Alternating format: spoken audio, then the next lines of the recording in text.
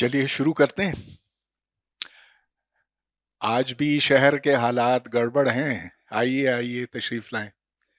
बड़ी मुश्किलों से लोग पहुंच रहे हैं। हर तरफ सड़कें बंद हैं। चलो कोई बात। जो सवाल आज हमारे सामने जेर बहस है वो आपके सामने है। मादे की हकीकत क्या है? What is matter? अब बजाहिर ये तो एक बहुत ही सादा सवाल है, मगर जैसा कि आप थोड़ी देर बाद जानेंगे इसमें बड़ी पेचीदगियां हैं। इसमें ऐसे ऐसे सवाल उठेंगे जो हैरान करने वाले भी हैं और जिनका जवाब अब भी हम तलाश कर रहे हैं। तो चलिए, ये सवाल तो बहुत ही पुराना है और इसका ताल्लुक है हरकत की हकीकत से। अब एक जमाने में लोग हरकत को बिल्कुल ही नहीं समझते थे। कि वो समझते थे कि हरकत इसीलिए होती है कि हर वक्त कोई चीज, अगर कोई जिस्म है, हर वक्त उसके ऊपर कोई कुव्वत का अमल करना जरूरी है। मिसाल के तौर पर यह कि अगर तीर आगे बढ़ता है, वो इसलिए बढ़ता है कि जब वो आगे जाता है तो पीछे से हवा आती है, वो हवा उसको आगे धक्का देती है। लेकिन ये कोई 400 साल पहले की बात है। न्यूटन ने अपने जो कवानीन हरकत दरियाफ्त किए, तो उससे हमें यह पता चला कि यह हरगिज जरूरी नहीं है, बल्कि एक जिस्म फितरतन अ, उसकी फितरत में है। आप समझ लीजिए कि वो हरकत करता चला जाएगा, उसको किसी कुव्वत की जरूरत नहीं है। हाँ, अगर कोई कुव्वत उसके ऊपर अमल करे तो फिर वो अपनी रफ्तार तब्दील करेगा, कम करेगा या बढ़ाएगा, या अपना रुख बदल देगा। जिस समत वो जा रहा था वो समत बदल जाएगी।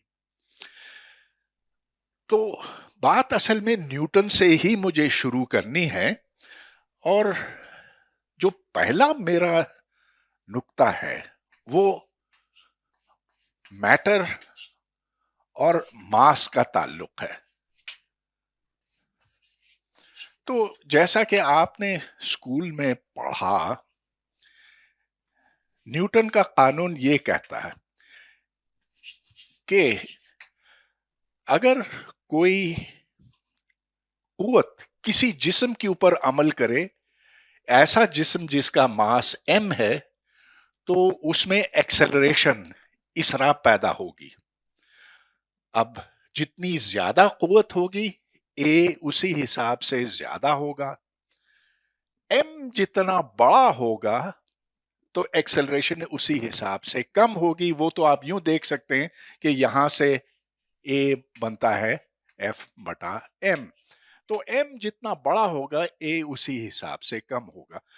तो फर्ज कीजिए कि एक रिक्शा को हम धक्का दे रहे हैं और मैं पूरा जोर लगा रहा हूं, पूरी कुव्वत से मैं उसे धक्का दे रहा हूं, तो उसकी एक्सेलरेशन कुछ होगी। हाँ, अगर गाड़ी हो जिसका वजन 5 गुना ज्यादा है, मैं वही कुव्वत उस पर लगाता हूं, उतना ही जोर का धक्का देता हूं, लेकिन चूंकि उसका m 5 गुना ज्यादा है, लिहाजा उसी रफ्तार तक पहुंचने के लिए ज्यादा वक्त दरकार होगा, एक्सेलरेशन 5 गुना कम होगी। अच्छा, ये तो इसमें अब तक ग्रेविटी का कोई अमल दखल नहीं था। मैंने उसकी बात ही नहीं की थी ना। मैं यूं उसको धक्का दे रहा हूं। अब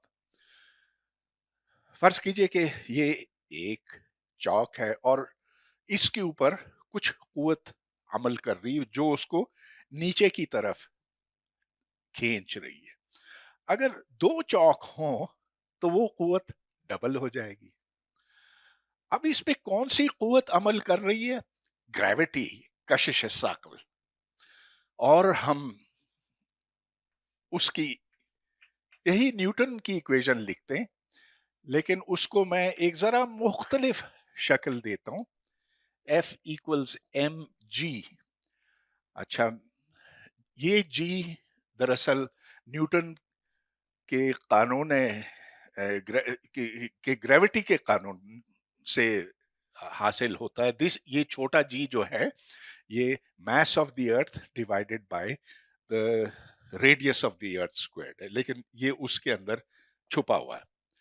अच्छा, अब चूंकि यहां पर कुव्वत F है, उसी जिस्म के ऊपर F है जो इसके ऊपर है। अब मैं दोनों को अगर बराबर कर दूं और यहां M है यहां M है, तो उससे फिर मुझे ये मिलता है कि A इक्वल्स G। तो G को कहते हैं एक्सेलरेशन ड्यू टू ग्रेविटी। अगर हम इस जिस्म को छोड़ दें तो ये जिस्म नीचे चलता चला जाएगा, इसका एक्सेलरेशन ड्यू टू ग्रेविटी होगा।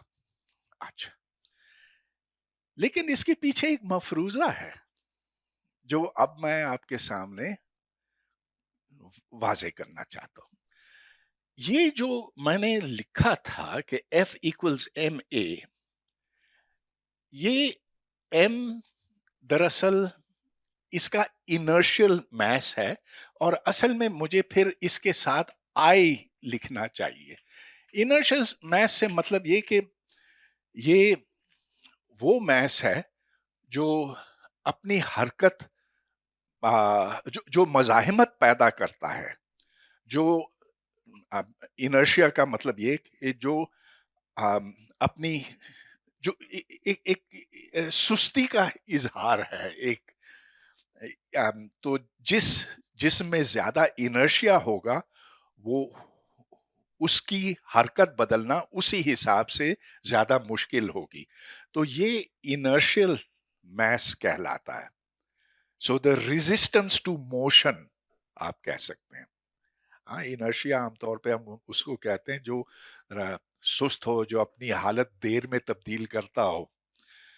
तो जितना बड़ा इनर्शियल मास होगा उसी हिसाब से आपको ज्यादा जोर लगाना पड़ेगा उसी एक्सेलरेशन तक पहुंचने के लिए। इसके बरक्स यहां जो मैंने इक्वेशन लिखी, तो ये मास ग्रेविटेशनल मास होगा, यानी कि उस मास को जो मैंने यहां पर रखा उसको जमीन नीचे खींच रही है। और ये कोई जरूरी नहीं है कि इनर्शियल मास और ग्रेविटेशनल मास बराबर हों, लिहाजा मैं इसमें और इसमें फर्क करूंगा।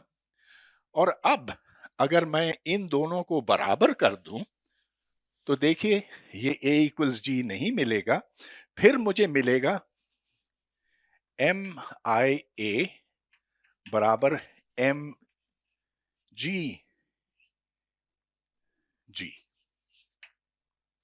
हाँ, अगर ये दो बराबर हों, इनर्शियल मास और ग्रेविटेशनल मास, तो फिर इसका मतलब ये कि फिर A इक्वल्स G होगा। और इसका मतलब ये भी है कि अगर एक भारी जिस्म हो और एक हल्का जिस्म हो और दोनों को मैं बैक वक्त छोड़ूं तो वो एक ही वक्त पे नीचे गिरेंगे, जैसा कि गैलीलियो ने साबित किया था आज से कोई 450 साल पहले। उस एक्सपेरिमेंट को बहुत दफा दोहराया गया है और ये देखा गया है कि ग्रेविटेशनल मास और इनर्शियल मास में अब तक कोई फर्क नहीं देखा गया। चुनाचे हम ये अस्यूम करते हैं कि ये दोनों बराबर हैं, हालांकि इसका कोई मैथमेटिकल प्रूफ नहीं है, ये हमारे मुशाहिदे के नतीजे में है। अब मैं 1980s की बात कर रहा हूं, जब मैं यूनिवर्सिटी ऑफ वाशिंगटन में था। तो उस वक्त उधर एक एक्सपेरिमेंटल ग्रुप में इस सवाल को दोबारा उठाया, और वो इसलिए उठा सके कि अब एक्सपेरिमेंट्स बहुत ज्यादा प्रिसाइज हो गए पहले के मुकाबले में। पहले तो ये था कि गैलीलियो ने 400 साल 450 साल पहले जब ये गिराया तो दोनों जिस्म, हाँ, बाज़ाहिर तो एक ही वक्त पे पहुंचे, लेकिन फर्क अगर आधे सेकंड का होता तो किसी को पता ही नहीं चल सकता उस वक्त। लेकिन अब आधा सेकंड छोड़िए, अब मिलियंथ ऑफ अ सेकंड छोड़िए, अब बिलियंथ ऑफ अ सेकंड तक हम मेजर कर सकते हैं। लिहाजा इस एक्सपेरिमेंट को फिर करने की जरूरत है। लेकिन ये खामखा एक्सपेरिमेंट ऐसे नहीं किया गया। कुछ सवालात हैं फिजिक्स में अब भी जो जिनका कोई तसल्ली बख्श जवाब नहीं है, और एक मसला तो डार्क मैटर का है जिसका मैं बाद में जिक्र करूंगा। लेकिन बहुत से फिजिसिस्ट ने ये सोचा कि, बहुत से नहीं लेकिन कुछ फिजिसिस्ट ने ये सोचा कि जो चार कुव्वतें हैं उनके अलावा एक पांचवी कुव्वत भी है जिसे फिफ्थ फोर्स कहते हैं। फिफ्थ फोर्स का नाम दिया गया। और अगर फिफ्थ फोर्स वाकई वजूद रखता है तो फिर इनर्शियल और ग्रेविटेशनल फोर्स में, इनर्शियल और ग्रेविटेशनल मास में जरा सा फर्क होगा। कम से कम 1 पार्ट इन अ बिलियन का फर्क होगा।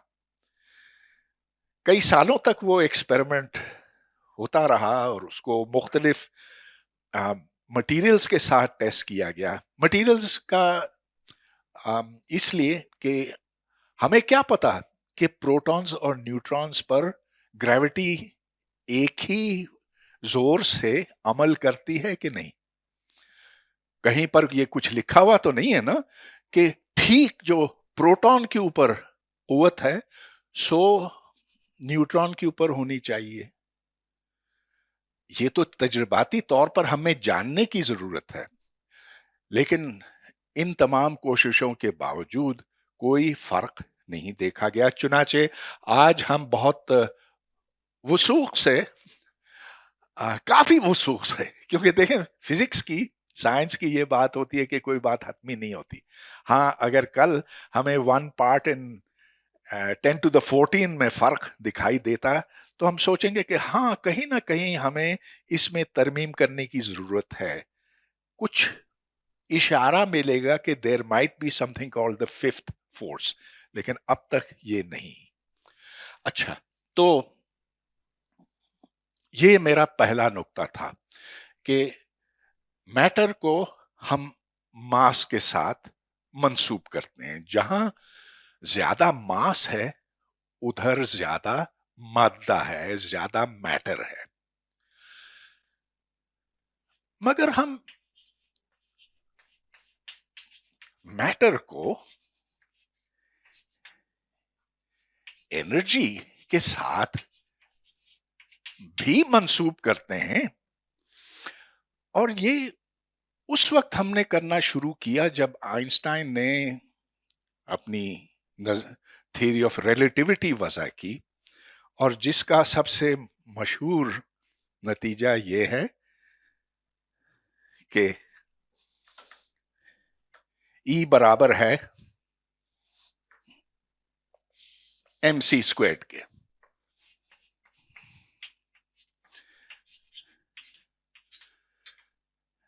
तो जितना ज्यादा मास होगा उतनी ज्यादा एनर्जी होगी। लेकिन इस इक्वेशन की मैं थोड़ी सी वजाहत करता हूं, क्योंकि ये इक्वेशन लिखी तो जाती लेकिन अक्सर औकात इसकी वजाहत नहीं होती और लोग इसको ठीक तरह से समझते नहीं है। इस इक्वेशन का मतलब ये बनता है कि अगर हम इस मास को मुकम्मल तौर पर तवानाई में तब्दील कर सकते तो तवानाई की मिकदार फिर इतनी बनेगी। सी जो कि रोशनी की रफ्तार है, ये उसका मुरब्बा है।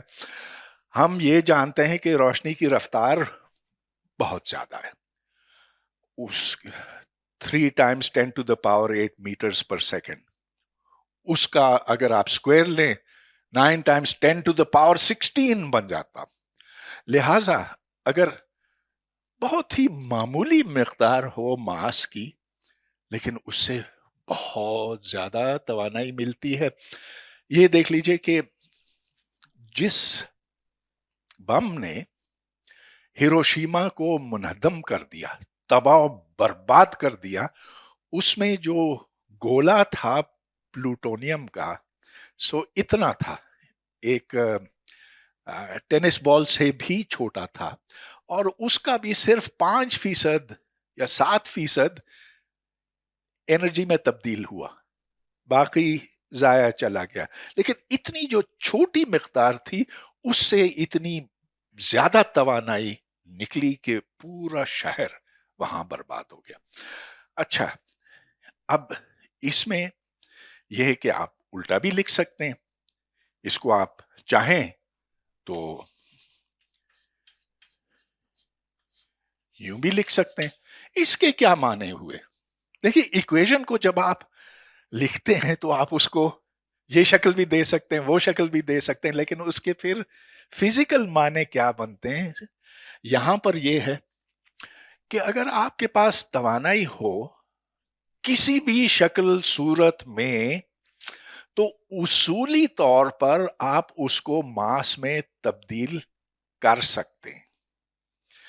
अब ये बहुत ही एक इनकलाबी चीज थी, लेकिन इससे पहले कि मैं इसकी वजाहत करूं, मैं आ, ये थोड़ा सा आ, इसके बारे में थोड़ा सा मजीद बताना चाहता हूं। यहां पर हम इसको रेस्ट मैस कहेंगे, इसको हम रेस्ट एनर्जी कहेंगे, क्योंकि ये कोई ऐसा जिस्म है जो साकिन है, अपनी जगह पर खड़ा है। अच्छा, अगर m सिफर हो तो फिर क्या? आप कहेंगे सिफर है, क्योंकि इसमें कोई एनर्जी नहीं है। लेकिन एक फोटोन का कोई मास नहीं होता। फोट देखिए, इलेक्ट्रॉन का मास है, प्रोटॉन का मास है, न्यूट्रॉन का मास है, पायॉन का है, केऑन का है, और बहुत से पार्टिकल्स होते हैं। लेकिन फोटोन का, जो रोशनी का जर्रा है, उसका कोई मास नहीं है। Exactly zero. तो फिर ये E = mc² से हमें क्या मिला कि एक फोटोन की कोई एनर्जी नहीं है, विच इज कंप्लीट नॉनसेंस। क्योंकि अगर फोटोन में एनर्जी ना होती तो कभी हम उस फोटोन को महसूस भी नहीं कर सकते, क्योंकि वो फोटोन जो आता है उस रोशनी से आता है, मेरी आंख में दाखिल होता है, आंख में दाखिल होने से एक यहाँ पूरा अमल शुरू होता है, उसमें इलेक्ट्रॉन्स फिर हरकत में आते, वो फिर मेरे दिमाग में जाते हैं, तो वहां ब्रेन उसको रजिस्टर करता है वगैरह। तो ये हो ही नहीं सकता कि फोटोन की अपनी कोई एनर्जी ना हो। तो दूसरी तरफ ये इक्वेशन आपको ये बता रही है। अच्छा, लेकिन अब मैंने आपको पूरी बात नहीं बताई, आहिस्ता आहिस्ता मैं बातें बताता जाऊंगा। अच्छा, ये इक्वेशन मुकम्मल नहीं है। अगर एक जिस्म हरकत कर रहा हो तो इसमें हमें इजाफा करना पड़ता है, और वो इजाफा ये है, अगर वो जिस्म रफ्तार v के साथ हरकत कर रहा हो तो फिर ये उसकी सही एनर्जी बनती है। हां, अगर वो जिस्म साकिन हो, यानी कि v अगर सिफर हो, तो फिर वो पुरानी बात आ गई, E = mc² आ गया। लेकिन अगर v जीरो ना हो, तब तो देखिए, v अगर मिसाल के तौर पर c c के 0.8 हो, 0.8 c हो, तो फिर ये हो जाएगा 1 - 0.64, जो कि 0.36 है, जिसका स्क्वायर रूट आप लेंगे तो 0.6 बनेगा। यानी कि ई को, जो पिछला ई था, उसको 0.6 से डिवाइड करना पड़ेगा, यानी कि अब ये एनर्जी ज्यादा हुई पहले के मुकाबले में। लेकिन इसका इतलाक आप फोटोन पे नहीं कर सकते, क्योंकि क्योंकि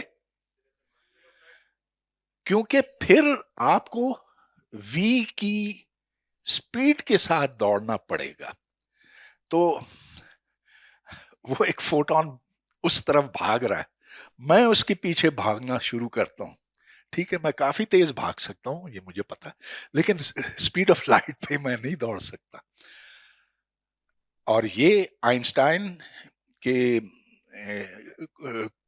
का दूसरा कुलिया है जो थ्योरी ऑफ रिलेटिविटी का है, कि आप स्पीड ऑफ लाइट से हरकत नहीं कर सकते। चुनाचे हम यहां पर अगर v को c करने की कोशिश करेंगे तो ये एक बेमानी सी चीज हो जाएगी। ये बनेगा 0/0, जो कि कोई माने नहीं रखता। लिहाजा यहां कोई तजाद नहीं किसी किस्म का। ये सिर्फ एक वजाहत है कि वो जिस्म जिसका मास सिफर है, फिर भी उसकी एनर्जी हो सकती है और उसका मोमेंटम हो सकता है। कि हम ये भी लिख सकते हैं फोटोन के लिए कि जो फोटोन की एनर्जी है, सो उसके मोमेंटम के साथ यूं जुड़ी हुई है। जितना ज्यादा मोमेंटम होगा उस फोटोन का, उसी हिसाब से उसकी एनर्जी भी ज्यादा होगी। अच्छा, अब आगे चलते हैं। तो यहां मैंने कहा कि मैटर का ताल्लुक मास के साथ है, मैटर का ताल्लुक एनर्जी के साथ भी है। अब ये जो यहां से ये जो मैंने रिलेशन यहां पर लिखा है, ये हमें बहुत असल में आगे ले जाएगा, क्योंकि ये आता है एक, ये इसकी दूसरी शक्ल वो मैं अभी लिखने वाला हूं, वो हमें ले जाएगा एंटी मैटर की तरफ। तो अब मैं मैटर और एंटी मैटर का आपस में जोड़ आपके सामने रखने वाला हूं। मैटर और एंटी मैटर।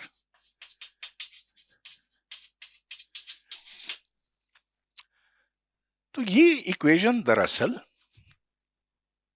इस इक्वेशन की एक दूसरी शक्ल है।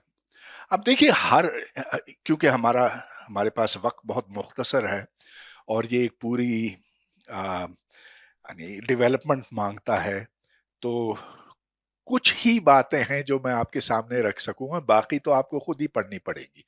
लेकिन ये इक्वेशन बुनियादी तौर पर यहां से आता, e squared is equal to c squared P squared plus M squared C to the power 4। अच्छा, चलिए कुछ बातें तो हम चेक कर सकते हैं कि क्या ये इसमें कुछ सच्चाई है कि नहीं, कि मैंने कोई बहुत बड़ी गलती तो नहीं की है। फर्ज कीजिए, हाँ, फर्ज कीजिए कि ये जिस्म साकिन है, खड़ा है। उस सूरत में इसका मोमेंटम सिफर है। तो फिर ये ई स्क्वेर्ड बन गया M squared C to the power 4। अगर मैं इसका स्क्वायर रूट लूं तो क्या बना, इक्वल्स एम सी स्क्वेर्ड। तो दोबारा हम इसी पर आ गए, बशर्ते कि ये खड़ा हो, साकिन हो, v 0 हो। ठीक है, चलिए इस हद तक तो ये बात सही है। अच्छा, अब अगर मैं इस इक्वेशन का स्क्वायर रूट लूं तो देखिए क्या बनता।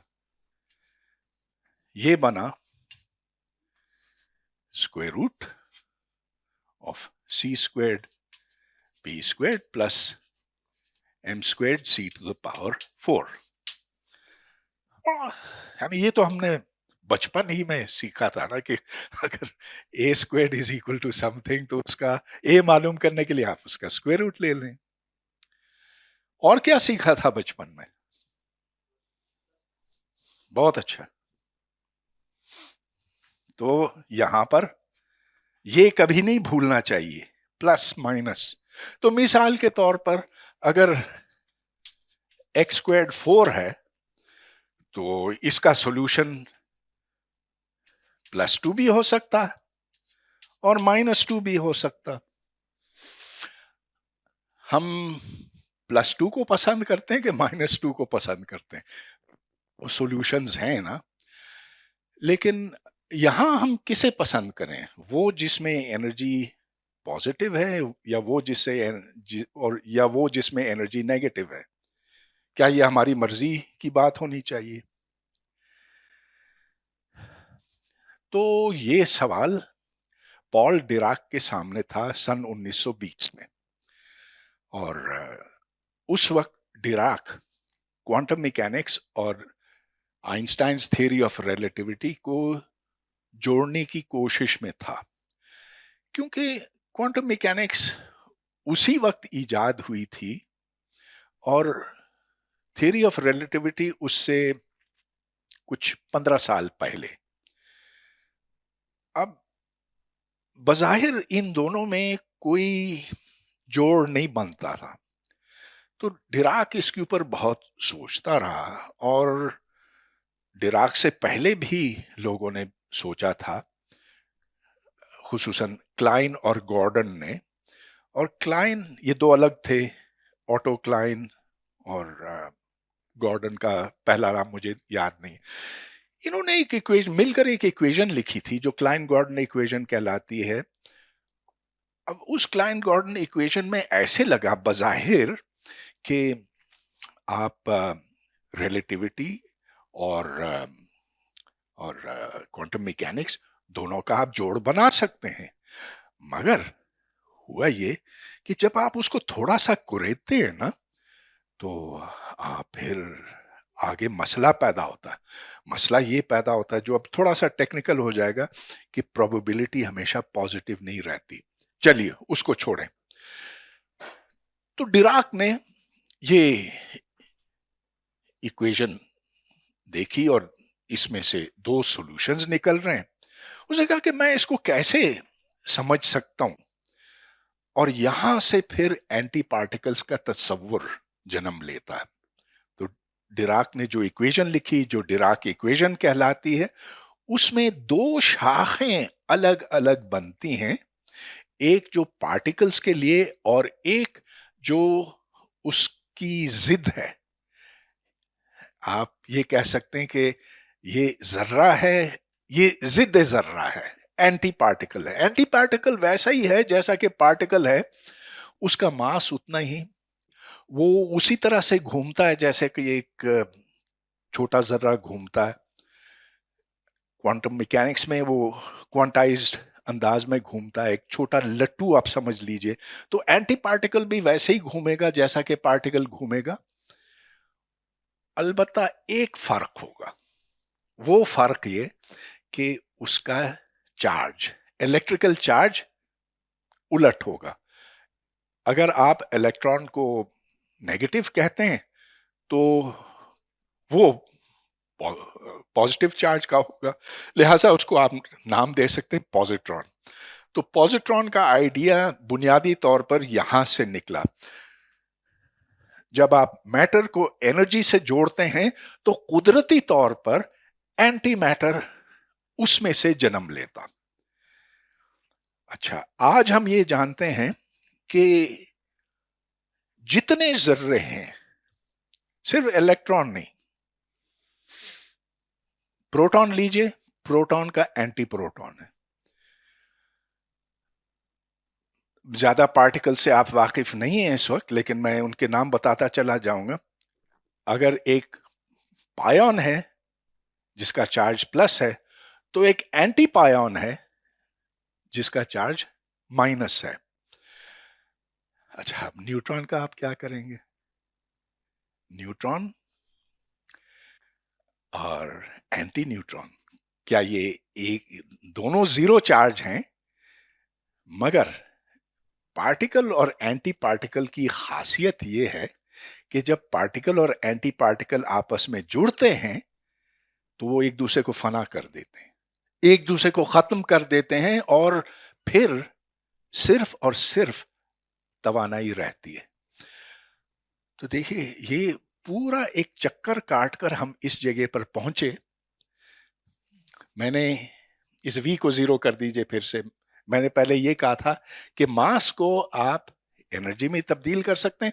इधर उलट ये हुआ कि बिलफर्ज दो फोटोन आते हैं जिनका कोई मास नहीं है लेकिन जिनकी एनर्जी है। तो ये दो फोटोन आपस में आकर टकरा सकते हैं और उसके नतीजे में एक इलेक्ट्रॉन और पॉजिट्रॉन जन्म ले सकते हैं, पैदा हो सकते हैं। यानी कि हमने एनर्जी को मास में तब्दील कर दिया। ये सब कुछ नामुमकिन होता अगर हमने ये ताल्लुक ना ढूंढा होता। इसके ऊपर कोई सवाल? यस।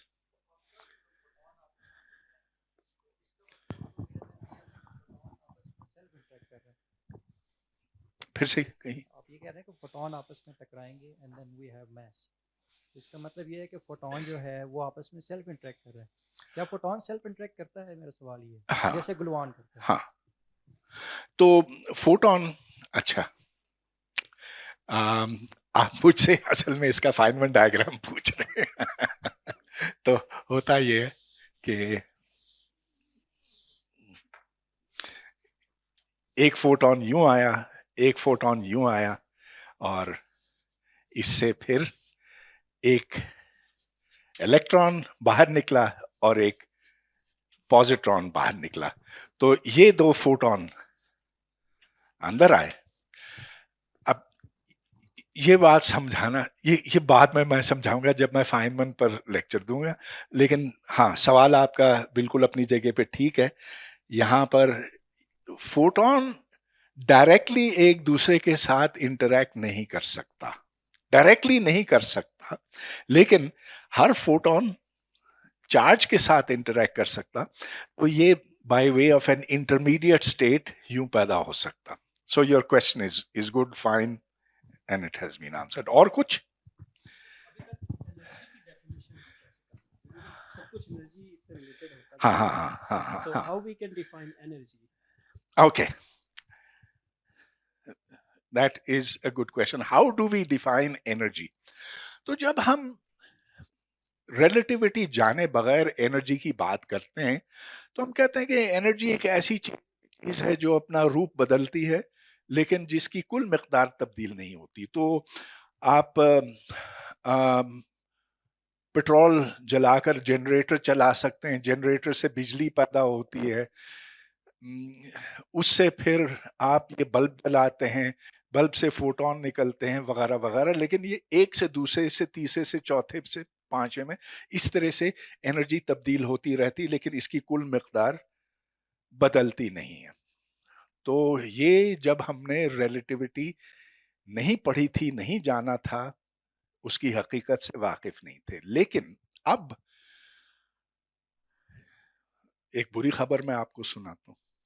बुरी खबर ये कि जो हमने पहले पढ़ा था वो पूरी तरह से ठीक नहीं था, कि दरअसल एनर्जी कंजर्व नहीं होती, उसकी मिकदार मुस्तकिल नहीं रहती। एक और चीज है जो कंजर्व रहती है, और वो है फोर मोमेंटम।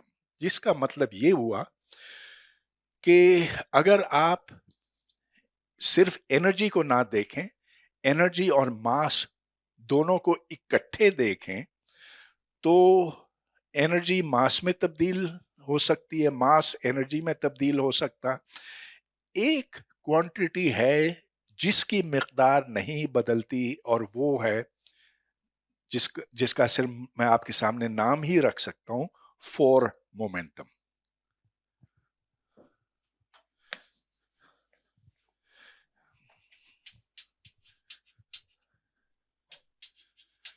तो ये भी एक फिक्री लिहाज से एक एक बहुत बड़ा कदम था कि हमने जिस चीज को मुस्तकिल समझा था, जिसको एक अटल हकीकत माना था, वो अब अटल हकीकत नहीं रही। अब यह है कि अगर तो स्पीड्स कम हो तो फिर ये बात दुरुस्त है। जैसा कि केमिकल रिएक्शंस हैं, केमिकल रिएक्शंस में रिलेटिविटी का कोई अमल दखल नहीं होता। वहां पर आप ये दावे से कह सकते हैं कि एनर्जी कंजर्व है टू 1 पार्ट इन पता नहीं कितने मिलियन, हंड्रेड्स ऑफ मिलियंस, यानी कि वो जो फर्क आया वो आप देख भी नहीं सकते।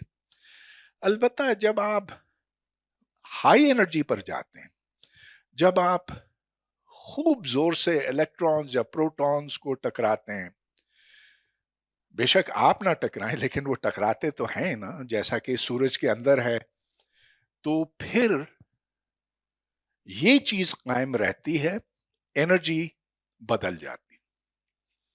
एनर्जी और मोमेंटम, ये भी आपने पढ़ा था कि मोमेंटम हमेशा कंजर्व रहता है। ये तो हमने जिस वक्त न्यूटन्स लॉज पढ़े थे तो उस वक्त ये कुली के तौर पर हमारे सामने था कि मोमेंटम इज ऑलवेज कंजर्व। ये गलत है। एनर्जी इज कंजर्व्ड गलत है, लेकिन एनर्जी और मोमेंटम का जो एक आपस में खास ताल्लुक है वो हमेशा हमेशा कायम रहता। और कुछ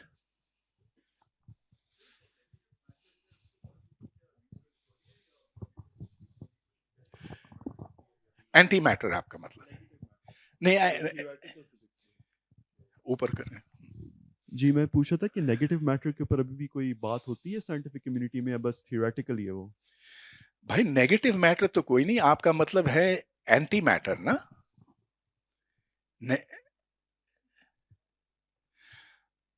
अगर आपका सवाल ये कि एंटी मैटर क्या देखा गया है कि नहीं, वो खूब देखा गया है।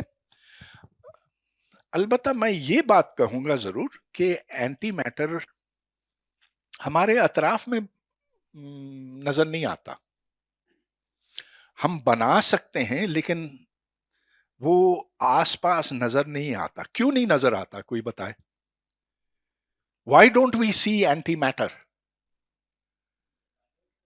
हाँ, अगर एक आपने पॉजिट्रॉन बनाया, वो इलेक्ट्रॉन को जैसे ही ढूंढेगा तो वैसे ही दोनों फना हो जाएंगे, उनमें से इलेक्ट्रॉन्स निकलेंगे। तो क्या हम कभी नहीं देखते? नहीं, हम देखते हैं। मैं आपको एक बहुत अच्छी मिसाल आपको दूंगा थोड़ी देर बाद। लेकिन आज हम मुख्तलिफ लेबोरेटरियों में जहां आप पॉजिट्रॉन्स पैदा कर सकते हैं, तो आप एंटी हाइड्रोजन एटम भी बना सकते हैं और अब एंटी हीलियम भी बना सकते हैं। एंटी हाइड्रोजन से मतलब ये, और ये बात सिर्फ कोई 20 साल 25 साल पुरानी है, कि बजाय प्रोटॉन के, देखना आम हाइड्रोजन एटम में तो ऐसे है कि एक इलेक्ट्रॉन है जो एक प्रोटॉन के गिर्द चक्कर काटता। एंटी हाइड्रोजन एटम में एक पॉजिट्रॉन है जो एक एंटी प्रोटॉन के गिर्द घूमता। ऐसे 25-30 एटम बनाए गए एक बॉक्स के अंदर। अब मसला यही है कि उनको अगर रखना है ना, तो फिर उनको उस डिब्बे की दीवारों से बचाना होगा, क्योंकि जो ही जाके वो किसी रेगुलर एक इलेक्ट्रॉन से टकराता है, अगर पॉजिट्रॉन उससे टकराता है, या एक एंटी प्रोटॉन प्रोटॉन से टकराता है, तो फटाक उधर दोनों एक दूसरे को खत्म कर देते हैं। अच्छा, अब मैं आपको एक बड़ी खूबसूरत मिसाल देता हूं एंटी मैटर की। आप को खुदा ना खास्ता अगर ट्यूमर हो जाए, कैंसर हो जाए, तो आप जाएंगे इधर पिंडी में। अब वो मशीन खराब हो गई, लाहौर शायद जाना पड़े, लेकिन उसमें आपको एक रेडियो एक्टिव दवा देंगे। वो रेडियो एक्टिव दवा जाती है और आपके लिवर में या प्रोस्टेट में या जिस ऑर्गन में कैंसर है, उधर जाके वो जमा हो जाती है। अब उस रेडियो एक्टिव शय से पॉजिट्रॉन निकलते हैं। ये रेडियो एक्टिव है, तो उसमें से पॉजिट्रॉन निकलते हैं, और वो पॉजिट्रॉन जब आसपास किसी इलेक्ट्रॉन से जाके मिल जाता, तो 2 फोटॉन ऐसे बैक टू बैक निकलते हैं, जिसको जिसके डायरेक्शंस को आप फिर ट्रेस करके उस ठीक नुक्ते पर पहुंचते हैं जहां पर वो कैंसर है या ग्रोथ है, ट्यूमर है वगैरह। तो वो काम जो इंतहाई थ्योरेटिकल और बेकार समझा जाता था आज से 100 साल पहले, अब आप जाकर अपना इलाज करा सकते हैं उसी उसूल को इस्तेमाल करते हुए। और कोई सवाल? Yes sir. हाँ। सर जैसे आपने अभी कहा है कि फोटॉन के साथ इंटरेक्ट करेगा, तो हम जानते हैं कि फोटॉन जो है इलेक्ट्रोमैग्नेटिक इंटरेक्शन का फोर्स कैरियर के तौर पर काम करता है। जिस तरह क्वार्क्स आपस में मिलकर सेल्फ कपलिंग बनाते हैं, तो फोटॉन जब आपस में इंटरेक्शन करते हैं तो फोर्स कैरियर वाला काम कौन सा पार्टिकल सर अंजाम देगा सर?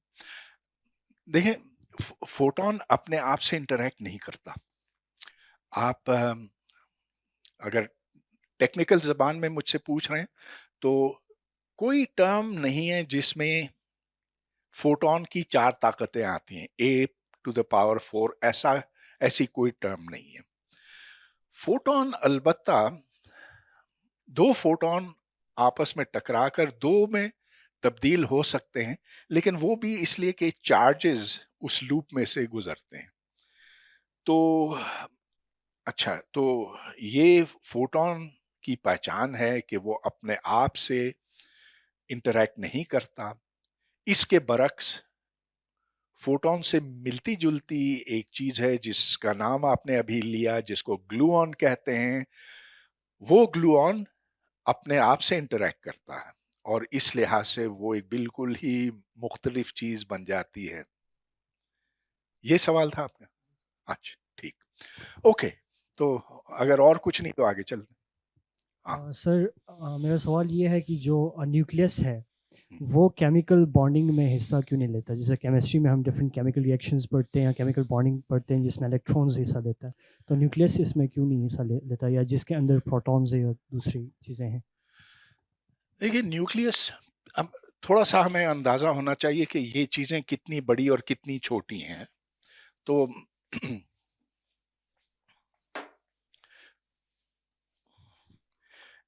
ये सादा तरीन एटम है, प्रोटॉन जिसके गिर्द इलेक्ट्रॉन घूमता है।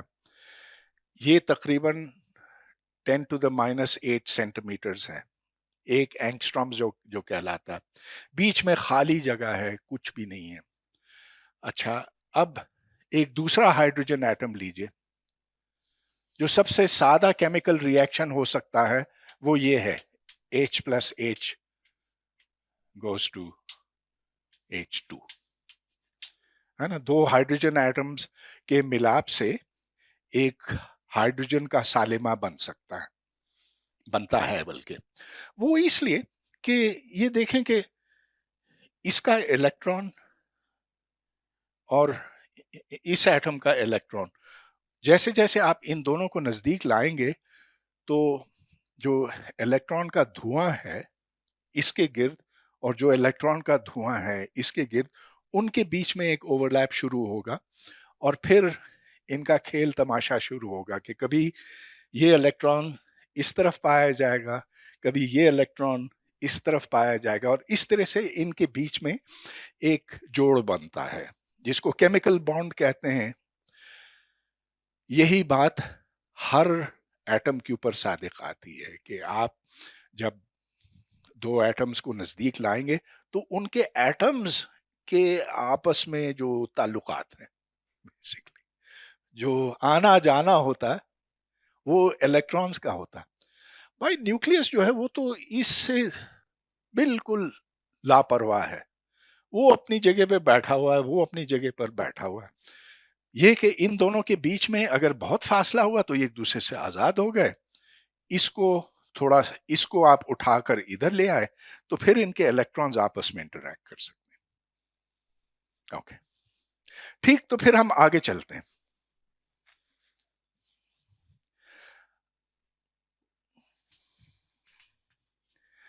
Matter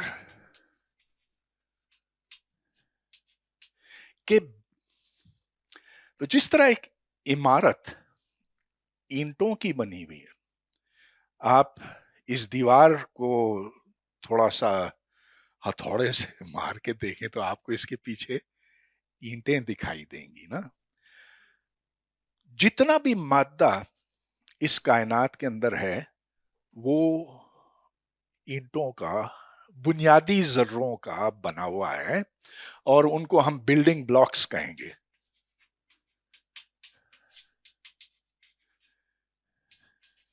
building blocks of matter. आज हम जानते हैं कि अच्छा, शुरू में हमें सिर्फ ये पता था कि एटम होता है, फिर हमें ये पता चला कि एटम के अंदर इलेक्ट्रॉन और पॉजिटिव चार्ज है, जिसको हमने फिर प्रोटॉन के साथ मंसूब किया। उसके काफी देर बाद, यानी रथरफोर्ड की इस दरियाफ्त के काफी देर बाद न्यूट्रॉन दरियाफ्त हुआ। तो हमें फिर उस वक्त 4 जर्रों का पता चला, 4 बुनियादी जर्रों का, जिनको आप बिल्डिंग ब्लॉक्स कह सकते हैं। तो उसमें इलेक्ट्रॉन, प्रोटॉन, न्यूट्रॉन और फोटॉन। फोटॉन जो रोशनी का जर्रा। जी There is this question in the online session. Can I ask it? Ji ji ji. The question is a photon free from time and mass? So the question is a photon free from time and mass? Nothing is free from time. Everything lives in time. वक्त एक ऐसी चीज है जो गुजरती जाती है. You can't ever stop it. A photon has no mass. मैं ये बात फिर दोहराऊंगा कि फोटोन का मास कोई नहीं है, अलबत्ता इसकी एनर्जी है, और उसकी जितनी ज्यादा फ्रीक्वेंसी होगी। देखिए, फोटोन जो हम तक आता है, इसकी पहचान उसकी फ्रीक्वेंसी से है। तो एक लाल रंग का फोटोन आ सकता है, एक पीला, हरा, नीला। वो फोटोन अपने रंग से पहचाना जाता है। रंग क्या होता है? फ्रीक्वेंसी या उसका जो मुतबादिल है, वेवलेंथ। बस और कुछ नहीं है जो फोटोन के बारे में बताया जा सकता है सिवाय इसके। जहां तक वक्त का ताल्लुक है, देखिए, कल परसों जब आइंस्टाइन पर मैं बात करूंगा तो उस वक्त मैं वक्त, टाइम की हकीकत वो आपके सामने रखूंगा कि उसको हम कैसे समझते हैं। चुनाचे इस सवाल को बेहतर तौर पर समझने के लिए हमें फिर थोड़ा सा इंतजार करना पड़ेगा। अच्छा, तो ये बात मैं कर रहा था कि 4 बुनियादी जर्रों का हमें पता, इलेक्ट्रॉन, फोटोन, न्यूट्रॉन। हाँ, बस ये इन 4 का और कुछ नहीं। लेकिन आज हम ये जानते हैं कि 18 बुनियादी पार्टिकल्स हैं, और ये चंद मुख्तलिफ खानदान के हैं। अब खानदान, जिनको हम फैमिलीज कहते हैं इंग्लिश में, एक खानदान के जो जर्रे होते हैं उनकी एक पहचान होती है, दूसरे खानदान की कुछ और पहचान होती है। तो अब उसकी मैं जल्दी से बात करता हूं। सो फैमिलीज ऑफ पार्टिकल्स।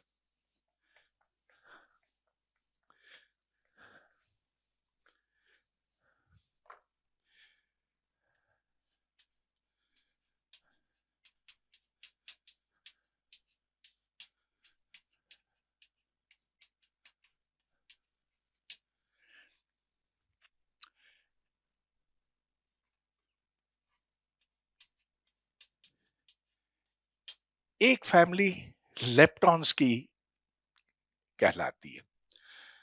लेप्टॉन की एक मिसाल से तो आप वाकिफ हैं, इलेक्ट्रॉन। लेकिन यह देखा गया कि इलेक्ट्रॉन का एक बड़ा भाई भी है। मेरा भी एक बड़ा भाई है, लेकिन इलेक्ट्रॉन के दो बड़े भाई हैं। तो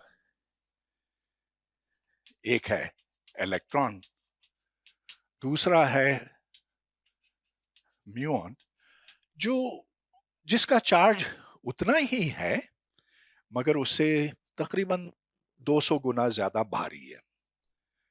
अच्छा, फिर उससे एक बहुत बड़ा भाई है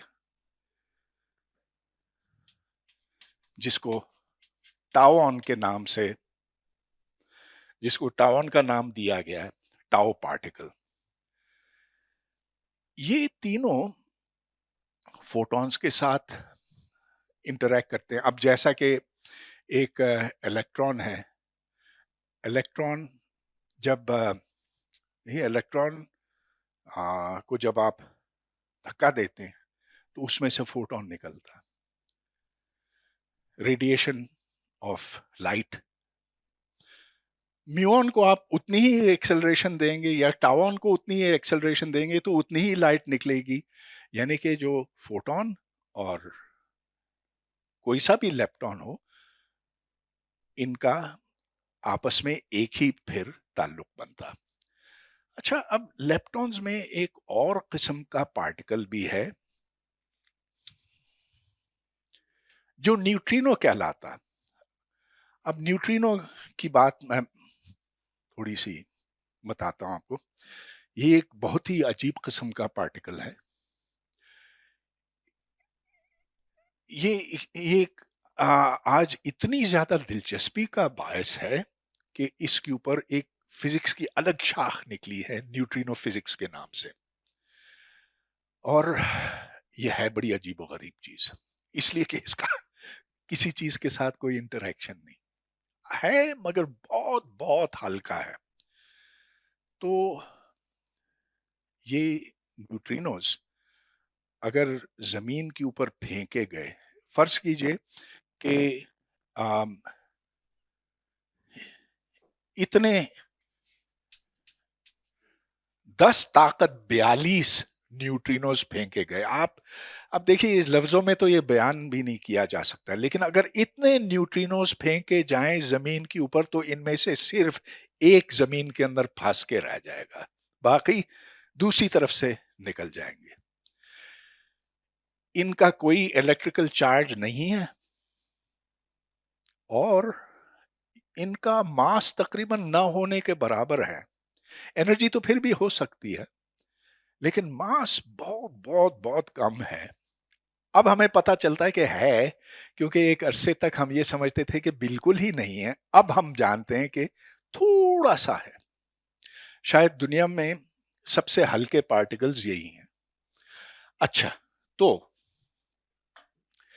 3 किस्म के न्यूट्रिनोज हैं। एक जो इलेक्ट्रॉन न्यूट्रिनो कहलाता है,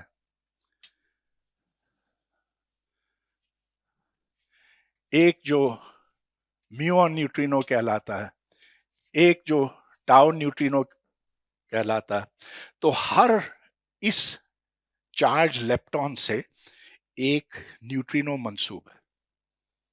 ये इसके साथ, ये इसके साथ, ये इसके साथ, तो 6 ये हो गए।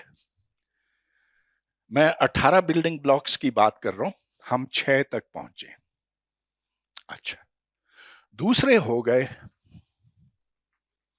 एक दूसरे, तो ये एक समझ लीजिए कि खानदान है जिसके अंदर, जिसके कुंबे में ये तमाम पार्टिकल्स हैं। फिर हैं क्वार्क्स।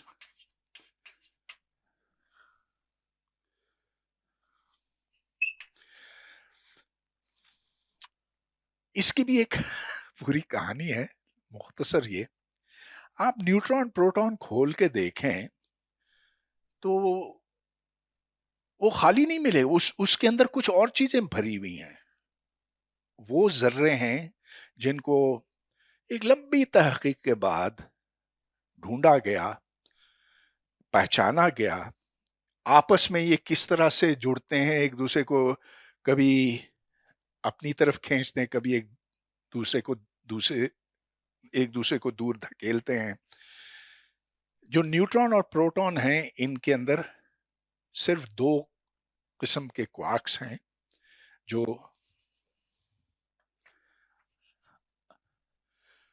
अप क्वार्क और डाउन क्वार्क कहलाते हैं।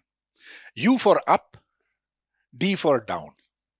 ये ऊपर नीचे से इसका कोई ताल्लुक नहीं है, बस ये नाम दे दिया गया। फिर, और मैं इसकी तारीख आपको नहीं बता रहा हूं, सिर्फ ये बता रहा हूं कि आज हम क्या जानते हैं, क्योंकि इतने कम वक्त में और क्या आपको मैं बता सकता हूं। फिर किसी वक्त सैर हासिल इस पर बात हो सकती है। लेकिन एक तीसरा क्वार्क, फिर उसका होना लाजमी हो गया, और वो लोगों को बड़ा ताज्जुब हुआ। उसको पहले को बहुत ही अजनबी चीज समझते थे, इसीलिए उसको नाम दे दिया गया strange quark. So that is the strange quark. 3 quark ये हो गए, अप डाउन स्ट्रेंज। अच्छा, अब ये 1974 की बात है।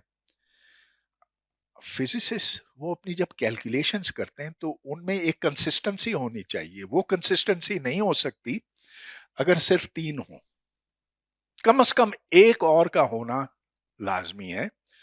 और फिर ये भी आपको बताना है, साइंस की रूह यही है कि अगर आप अपनी थियरी के जरिए से कोई पेशेंट गोई करते हैं तो फिर उसका मुशाहिदा भी होना चाहिए। और पेशेंट गोई ये थी कि एक चौथा क्वार्क का होना लाजमी है।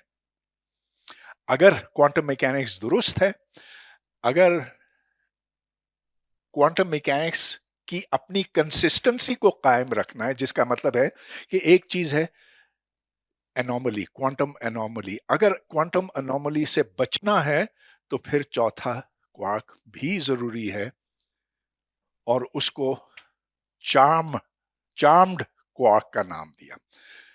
So up down strange charm. मगर फिर ये बात वाज़ेह होने लगी कि ये भाई ये भी काफी नहीं है। और ये एक एक्सपेरिमेंटल डिस्कवरी थी कि एक 5वां क्वार्क भी मौजूद है, जिसको फिर शुरू में नाम ब्यूटी दिया गया, खूबसूरत, हसीन। ये नाम भी सारे अजीब हैं। स्ट्रेंज क्वार्क, अजीब क्वार्क,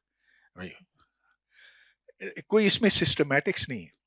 बहरहाल इसको शुरू में ब्यूटी कहा गया, आज हम इसको बॉटम कहते हैं। अब चूंकि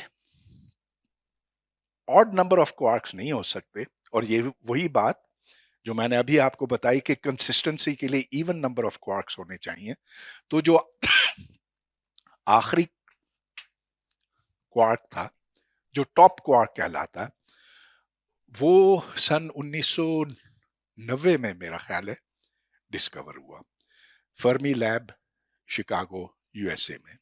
और जो बहुत एक बड़ी दरियाफ्त समझी गई, और अहम दरियाफ्त थी और मुश्किल दरियाफ्त थी, क्योंकि देखिए ये तो न्यूट्रॉन प्रोटॉन के अंदर होते हैं, ये भी किसी हद तक होता है। ये नहीं होता न्यूट्रॉन प्रोटॉन के अंदर, लेकिन ये दूसरे पार्टिकल्स के अंदर हैं। अलबत्ता ऐसा पार्टिकल बनाना जिसके अंदर बॉटम क्वार्क हो, वो बहुत ज्यादा एनर्जी मांगता है। और टॉप तो ऐसा है कि जैसा कि अगर आप एक रिक्शा और टैंक का मुकाबला करें, और ये भी मैं कम बता रहा हूं, अगर आप एक बिल्ली और टैंक का मुकाबला करें तो डी और टी का मुकाबला हो गया। Difference is huge. तो चलिए ये हो गए 6, तो 6 जमा 6 12। हाँ, लेकिन अब तक हमने फोटोन की बात नहीं की। अब फोटोन का काम क्या है? फोटॉन का काम यह है कि वो चार्जेस के बीच में एक कुव्वत पैदा करता है। जब मैं एक पॉजिटिव चार्ज को यहां रखता हूं और दूसरे पॉजिटिव चार्ज को यहां रखता हूं, तो इनके बीच में एक कुव्वत अमल करती है जो इनको दूर धकेलती है, या अगर ये मस्बत है और ये मनफी है तो वो उनको खींच के रखती है। वो इसलिए कि एक फोटॉन यहां से यहां जाता है और वापस आता है, तो फोटॉन्स के आने जाने से इनके बीच में एक ताकत, एक कुव्वत पैदा होती है। तो फोटॉन वो है। मगर यही बात क्वार्क्स के ऊपर भी सादिक आती है। तो एक न्यूट्रॉन प्रोटॉन के अंदर अप और डाउन क्वार्क्स हैं, और अगर आप ये सोचें कि ये अप और डाउन क्वार्क्स हैं, इनके भी चार्जेस हैं, ये तो एक दूसरे को या तो परे करेंगे या इकट्ठे करेंगे फोटॉन्स की एक्सचेंज की वजह से, मगर ये सब कुछ जुड़ा हुआ रहता है। इनके बीच में जो फोर्स है वो एक और पार्टिकल है जो gluon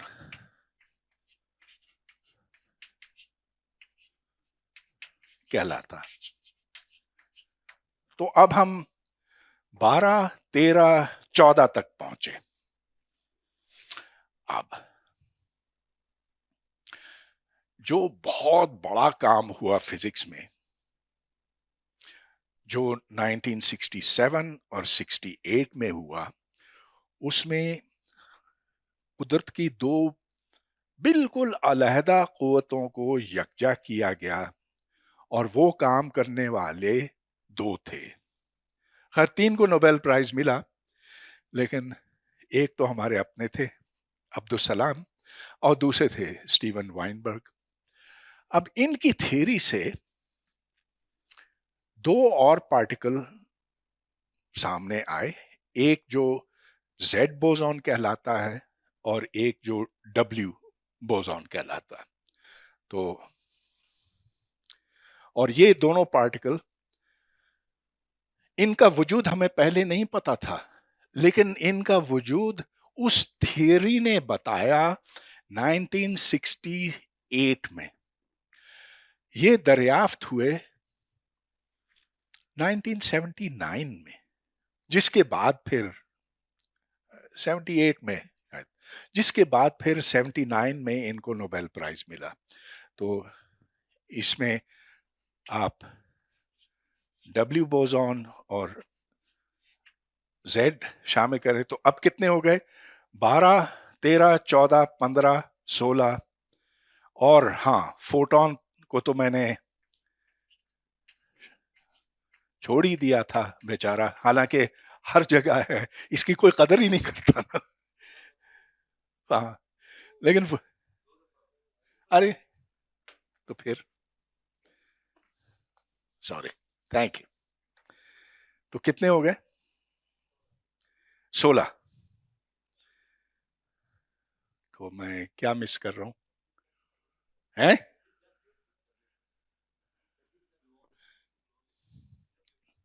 W plus W minus, चलिए इसको 2 कर लेते हैं। 3 of these W plus W minus Z 0, 17 हो गए। एक पार्टिकल जो इन सब के पीछे है, जो इन सब को मास देता है, और जिसे अगर आप गायब कर दें तो फिर ये सारे दूसरे पार्टिकल्स बिना मैस के हो जाते हैं, मैसलेस हो जाते हैं। वो पार्टिकल सलाम वाइनबर्ग थ्योरी के अंदर शुरू ही से डाला गया, और जिसके वजूद का हमें उसके आज से कुछ 8 साल पहले, 10 साल पहले पता चला, और वो है हिग्स पार्टिकल।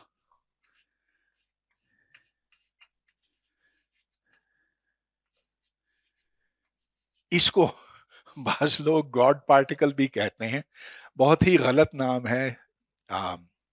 मगर ये पार्टिकल इतना ज्यादा अहमियत का हामिल है कि ये वो, अगर आप हिग्स को इन तमाम पार्टिकल्स में से निकाल दें तो बाकी जो हैं बिल्कुल जीरो मास के हो जाएंगे। जी,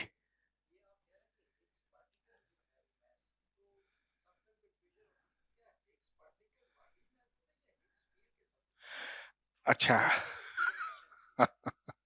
ओके, तो इनका सवाल ये है कि मैंने हिग्स पार्टिकल की हिग्स फील्ड, इसलिए कि अगर मैं हिग्स फील्ड की बात करता ना तो लोग कहते हैं कि फील्ड क्या है। हाँ, इसीलिए मैं जब फोटोन की बात करता हूं तो मैं एक पार्टिकल की बात करता हूं। हालांकि फोटोन एक इलेक्ट्रोमैग्नेटिक फील्ड से मंसूब है, ये उसकी एक एक्साइटेशन है। तो इसी तरह हिग्स पार्टिकल हिग्स फील्ड की एक्साइटेशन है। जैसा कि अगर आप समंदर की सतह लें तो इसके ऊपर कोई हल्की सी लहरें आपको दिखाई देती हैं, वो उसकी नॉर्मल वाइब्रेशंस हैं।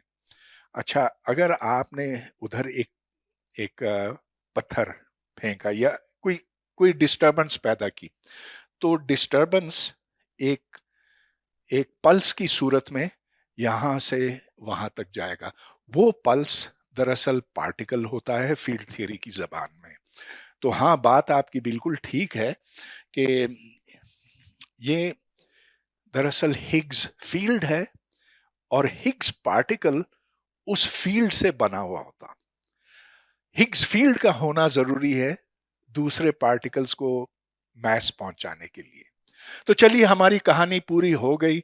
ये हो गए वो 18 बिल्डिंग ब्लॉक्स जिससे दुनिया में जितना भी मादा है, जो भी सितारे हैं, जो भी सैयारे हैं, जमीन, हमारी अपनी जमीन के ऊपर चरिन परिन, आप, मैं, फूल, दरख्त, सब कुछ इसी के बने हुए हैं।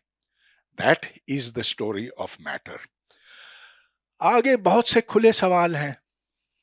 क्या ये वाकई बिल्डिंग ब्लॉक्स हैं या ये खुद किसी और चीज के बने हैं?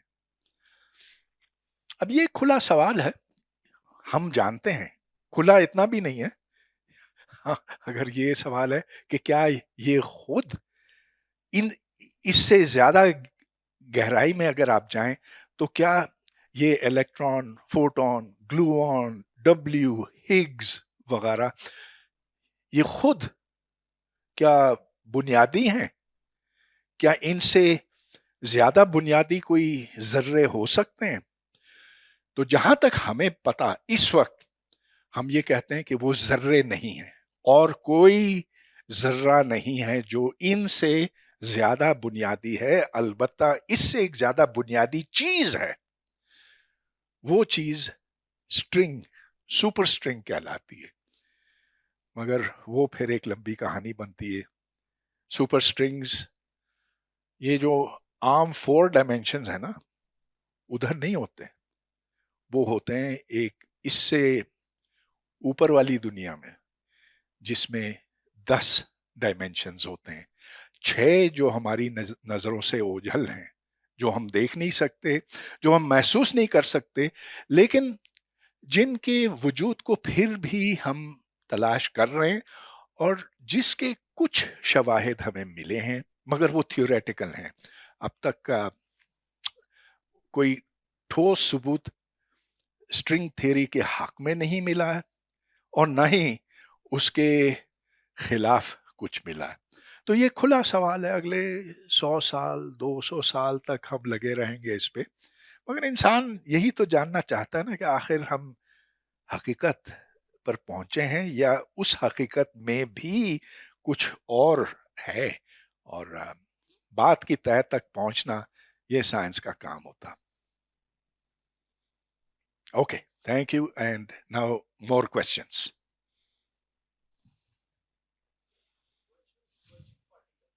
ठहरें।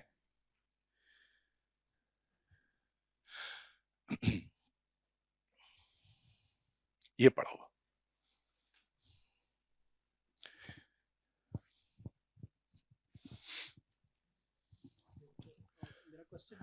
वर्चुअल पार्टिकल्स का भी अक्सर हम इसका जिक्र सुनते हैं, वो क्या है? अच्छा, तो सवाल इनका ये है कि इन्होंने वर्चुअल पार्टिकल्स के बारे में सुना है। ये वर्चुअल पार्टिकल्स होते क्या हैं? वर्चुअल, सबसे पहले मैं रियल पार्टिकल की बात करना चाहता हूं। तो रियल पार्टिकल जिसे हम देख सकते हैं, मेजर कर सकते हैं, मेजर इस लिहाज से कि फर्ज कीजिए कि इलेक्ट्रॉन मेरे सामने यूं खड़ा है। अच्छा, इसको देखने के लिए मेरे पास एक जरिया है कि मैं लेजर लेकर लेजर की रोशनी उस तक फेंकूंगा, उससे जो रोशनी है वो से लगकर डिटेक्टर में आ जाएगी। इसके बरक्स एक वर्चुअल पार्टिकल वो होता है जिसका वजूद यूं खत्म हो जाता। तो वो वर्चुअल पार्टिकल अगर यहां से निकलता है तो इससे कबल के वो इस जगह तक पहुंचे वो गायब हो जाता।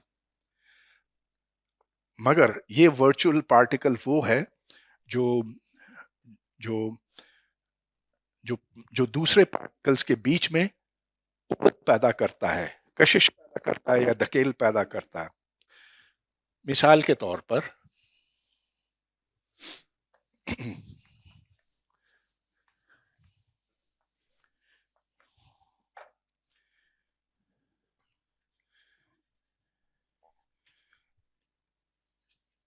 ये एक पॉजिटिव चार्ज है, ये दूसरा पॉजिटिव चार्ज है। अच्छा, इस पॉजिटिव चार्ज में से एक फोटोन निकला और फोटोन निकला तो फोटोन अब एनर्जी लेकर निकला ना। फर्ज कीजिए कि ये दो भारी हैं, इतने भारी हैं कि अपनी जगह से हिल नहीं सकते। अब एक फोटोन जब यहां से निकला तो एकदम ख्याल आता है आपको मुझे कि ये कैसे हो सकता है, ऐसी इलेक्ट्रॉन निकल पड़ा, फोटोन निकल पड़ा वहां से, क्यों निकला, किसने इसको इजाजत दी, कहां से इसकी एनर्जी आई। सबसे बड़ी बात यह ना कि जब फोटोन निकलता तो एनर्जी लेकर निकलता, तो किसने इसको एनर्जी दी। इजाजत उसको मिली है क्वांटम मैकेनिक्स से, हाइजेनबर्ग अनसर्टेनिटी प्रिंसिपल से, कि कुछ वक्त के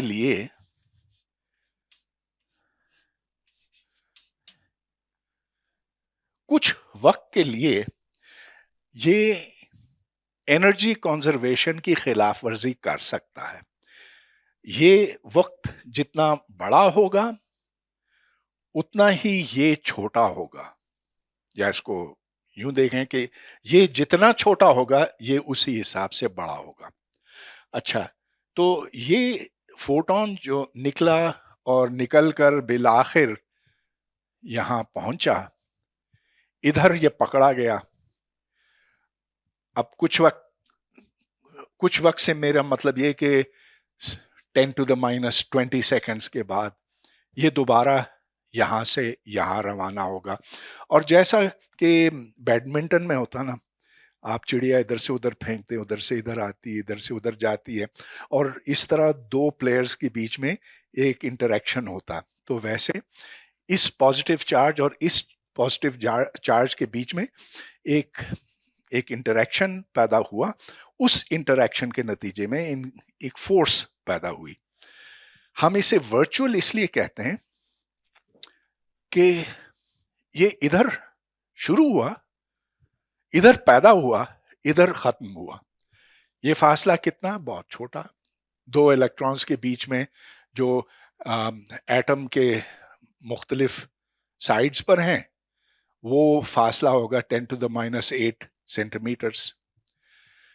एटम से बाहर आप इसे नहीं देख सकते।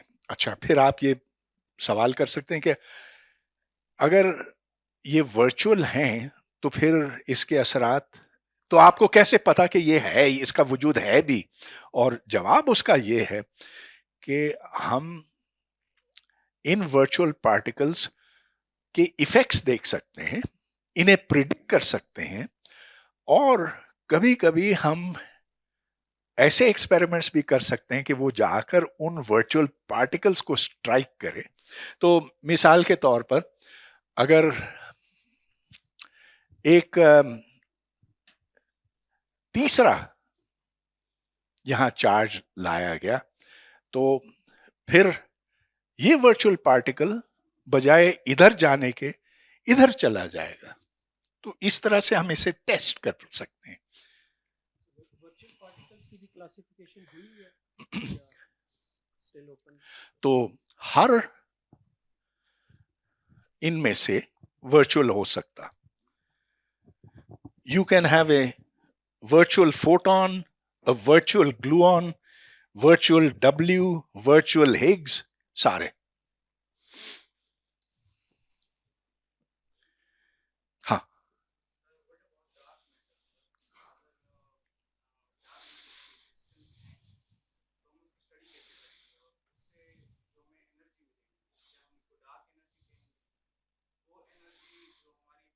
मेरे ख्याल है आवाज आपकी नहीं आ रही है। ऑन है? अच्छा, हाँ हाँ।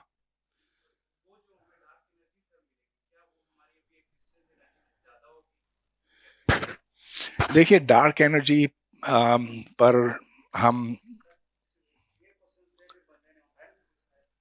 अभी देता हूं। Same question. अच्छा, ग्रेट माइंड्स थिंक अलाइक। तो देखिए, डार्क मैटर पर हम बाद में तफसील से बात करेंगे, लेकिन मुख्तसर ये कि इन तमाम पार्टिकल्स में डार्क मैटर शामिल नहीं है। डार्क मैटर पार्टिकल्स, हम दावे से कह सकते हैं कि डार्क मैटर वजूद रखता है, और वो इसलिए कि उसकी ग्रेविटेशनल इंटरैक्शन है, लेकिन वो इनमें से नहीं है। कोई बड़ी मिस्टीरियस चीज है जिसकी तलाश जारी है। 20 मुख्तलिफ लेबॉर्ट्रियां इस वक्त पूरी दुनिया में डार्क मैटर तलाश कर रही हैं। कुछ तो पहाड़ों के नीचे हैं, xenon detectors, liquid xenon detectors बनाए गए हैं, और वो इस ताक में बैठे हैं कि डार्क मैटर का पार्टिकल आएगा, वो लिक्विड जीनॉन से टकराएगा, एक न्यूक्लियस उधर से भागेगा, दौड़ेगा, जैसे ही दौड़ेगा तो उधर कैमराज उसको पकड़ लेंगे। अब तक कुछ मिला नहीं है, इससे ज्यादा सेंसिटिव एक्सपेरिमेंट्स किए जा रहे हैं। जो बात हम बहुत दावे से कह सकते हैं कि डार्क मैटर इनमें से नहीं। कुछ और भी तो डार्क मैटर, और अब देखिए, जो शुरू ही में मैंने बात की थी, जहां मैटर है वहां एनर्जी है, जहां एनर्जी है वहां मैटर है। जिसकी बात मैंने अभी नहीं की है वो Einstein's theory of general relativity है। तो उसमें यह है कि स्पेस टाइम खुद हमदार हो जाता है, और लाइट का पाथ, लाइट की ट्रेजेक्टरी खुद बेंड हो जाती है। ये देखा गया है, आजमाया गया है, कैलकुलेट किया गया है, सब आपस में बहुत अच्छी तरह से फिट होता है, जिससे हम इस नतीजे पे पहुंचते हैं कि हाँ, डार्क मैटर वजूद रखता है, लेकिन डार्क मैटर की हकीकत क्या है वो एक खुला सवाल है। उसके मॉडल जरूर हैं, लेकिन we don't know what it is. Sir, are atoms conscious, or do they have some sort of consciousness? भाई देखो, consciousness comes about when you have very complex systems. हम कॉन्शियसनेस को न्यूरल सिस्टम्स के साथ, दिमाग के साथ मंसूब करते हैं। महसूसात ये उस वक्त उसकी बात तब हो सकती है जब कोई कॉम्प्लेक्स बायोलॉजिकल सिस्टम हो। एटम बायोलॉजिकल सिस्टम नहीं है। बायोलॉजी कब शुरू होती है? देखिए, फिजिक्स कभी खत्म नहीं होती, लेकिन यह सवाल है कि बायोलॉजी कब शुरू होती है।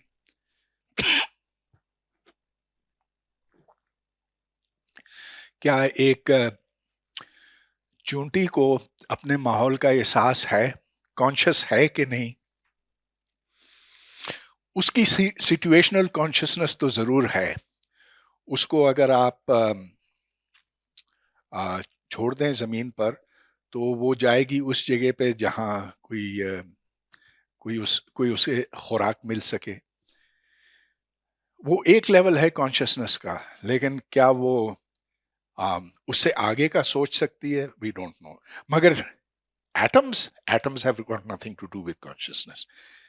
Consciousness will come out of aggregates of atoms. How big an aggregate? Nobody knows. Sir, another question is, do general relativity have any application in chemistry? No. There is no application of general relativity in chemistry. No, none at all.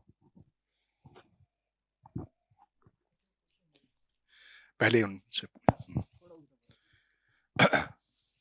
Stephen Hawking once said that Higgs particles can destroy the entire universe. Why did he say that?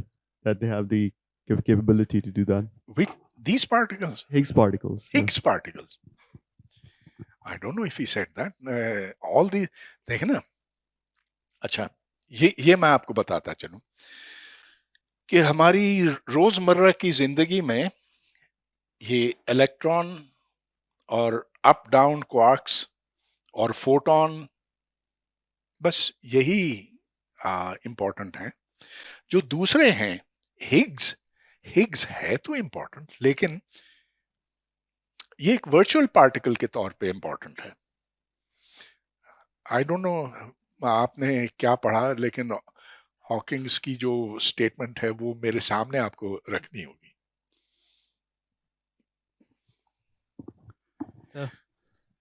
Sir जैसे कि अभी हमने E=mc² पढ़ा कि energy को हम mess में भी कन्वर्ट कर सकते हैं, मैटर में कन्वर्ट कर सकते हैं। और इसके हमने एक्सपेरिमेंट जो किया कि फोटोन को हमने जब दूसरे फोटोन पे स्कैटर किया तो इलेक्ट्रॉन और पॉजिट्रॉन हमारे पास आ गए। और अभी भी जो हो रहे हैं एक्सपेरिमेंट सर, वो लेज़र से हो रहे हैं। लेज़र के ज़रिए हम मैस यानी मैटर बना रहे हैं। तो सर क्या ये आइंस्टाइन की ये थ्योरी जो है ये सिर्फ लाइट एनर्जी तक सीमित है, या फिर हम बाकी एनर्जीज में भी, क्योंकि हमारे पास अभी तक एक्सपेरिमेंट नहीं है बाकी एनर्जीज के, तो उसका क्या करेंगे सर? आइंस्टाइन की थियरी ऑफ रिलेटिविटी और पार्टिकल फिजिक्स ये हर एनर्जी पर अप्लाई करते हैं। लेजर्स तो इसकी महज एक एप्लीकेशन है। लेजर्स में ये कि अगर आप दो लेजर बीम्स को आपस में टकराएं तो उनमें इतनी एनर्जी नहीं होती कि उससे इलेक्ट्रॉन पॉजिट्रॉन पेयर बन सके। हाँ, अगर गामा रे लेजर्स हों, एक्सरे लेजर्स हों तो और बात है, लेकिन जो आम लेजर है ना, जैसा कि आपका लेजर पॉइंटर है, तो दो लेजर पॉइंटर्स को अगर आप आपस में टकराएंगे तो उससे इलेक्ट्रॉन पॉजिट्रॉन पेयर्स नहीं बन सकते। There is not enough energy in them. आपका यही सवाल था, कुछ और था? क्वेश्चन ये था कि अभी मतलब हम सिर्फ लाइट एनर्जी से मैटर बना रहे हैं, बाकी फॉर्म ऑफ एनर्जीज उनसे हमने अभी तक कोई एक्सपेरिमेंट हमारे पास नहीं। बहुत है। आप देखें, मिसाल के तौर पर आप एक इलेक्ट्रॉन और पॉजिट्रॉन या दो इलेक्ट्रॉन्स को आपस में टकराएं, अगर आपने काफी जोर के साथ टकराया तो आप समझ सकते हैं, आप समझ लें कि दुनिया का हर पार्टिकल, दुनिया की हर चीज उससे बन सकती है। बस आपको इतनी एनर्जी दरकार है उसके लिए। You can make even an elephant and an anti-elephant by colliding an electron and a positron with each other.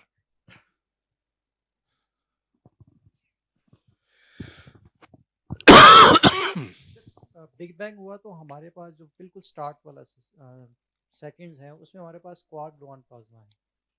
Quark gluon plasma में जो अक्सर लफ्ज़ यूज़ होता है वो पार्टॉन्स का होता है।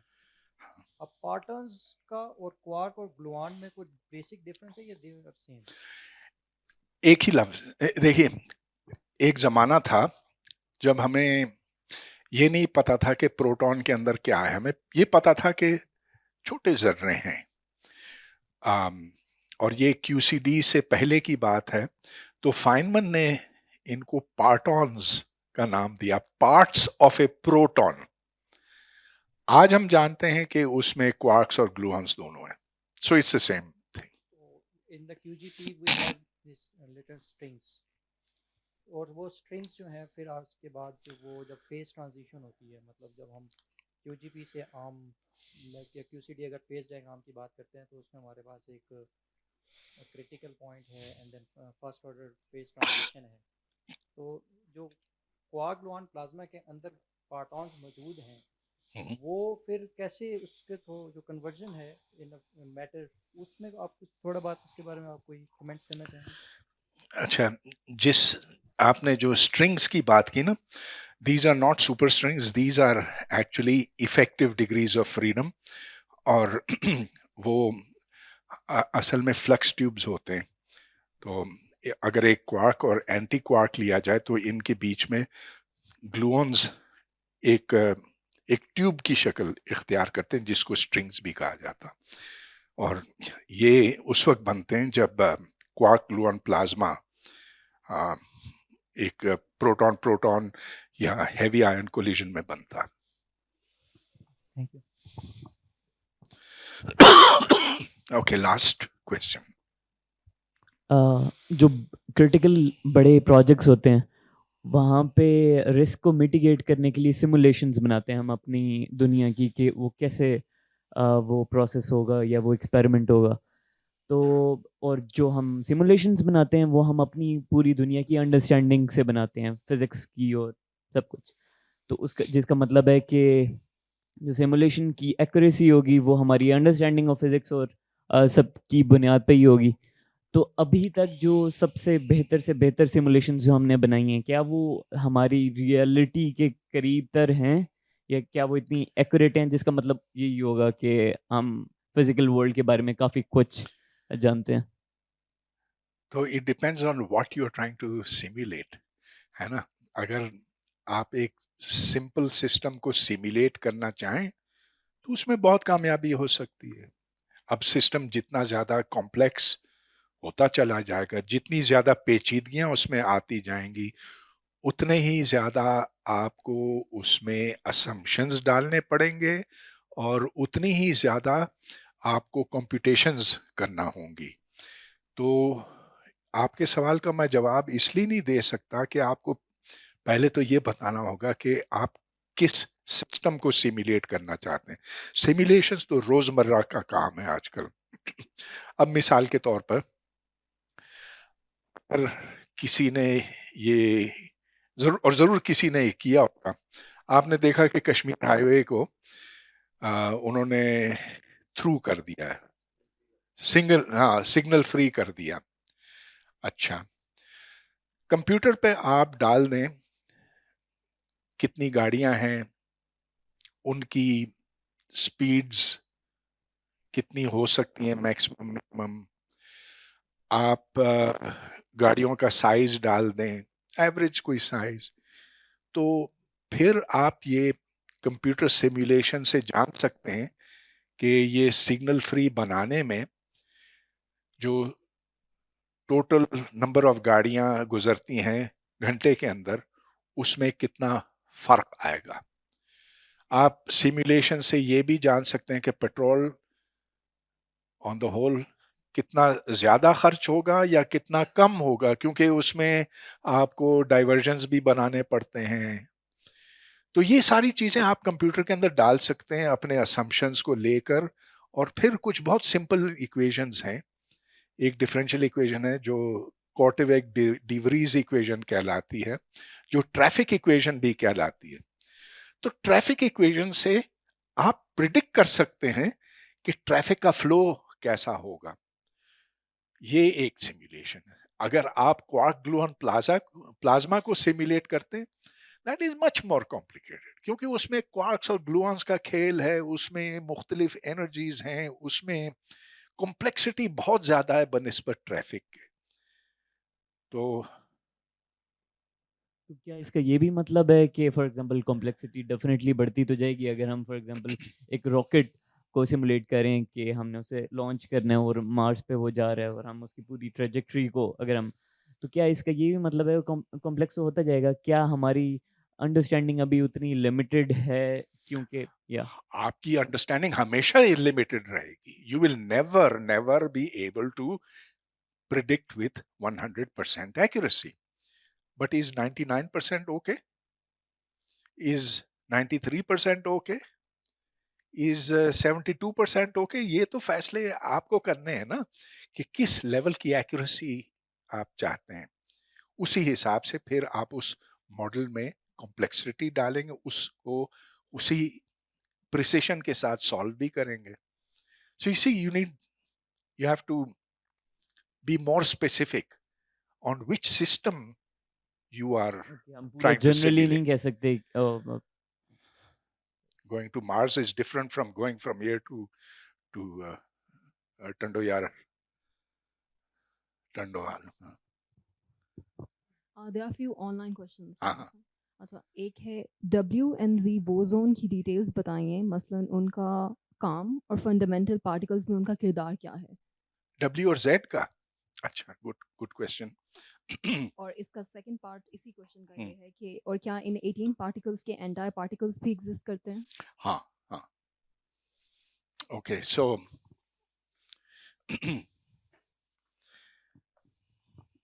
अब एक